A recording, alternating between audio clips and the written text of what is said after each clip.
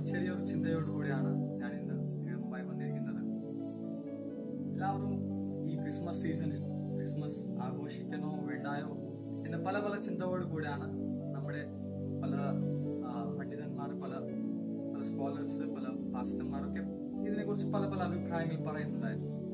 പക്ഷെ എനിക്ക് ഒരു കാര്യം പറയാനുള്ളത്, ക്രിസ്തു ലോകത്തിൽ നമ്മൾ എല്ലാവർക്കും വേണ്ടി ജനിച്ചു എന്നുള്ളത് യാഥാർത്ഥ്യമാണ്. പക്ഷേ ഒരു വേദഭാഗം നമ്മൾ വായിക്കുമ്പോൾ യോഹന്നാൻ എഴുതിയ സുവിശേഷം അതിന്റെ 1-ാം അധ്യായം അതിന്റെ 1-ാം വാക്യം, ആദിയിൽ വചനം ഉണ്ടായിരുന്നു, വചനം ദൈവത്തോടു കൂടെയായിരുന്നു, വചനം ദൈവമായിരുന്നു. അതിന്റെ 14-ാമത്തെ വാക്യം, വചനം ജഡമായി തീർന്നു. അപ്പോൾ നമ്മൾ ഒന്ന് ചിന്തിച്ചു നോക്കിയാൽ മറിയ ഗർഭം ധരിച്ചത് അത് വചനമായിരുന്നു. മറിയയിലൂടെ ഈ ലോകത്തിൽ വെളിപ്പെട്ടത് വചനമായിരുന്നു.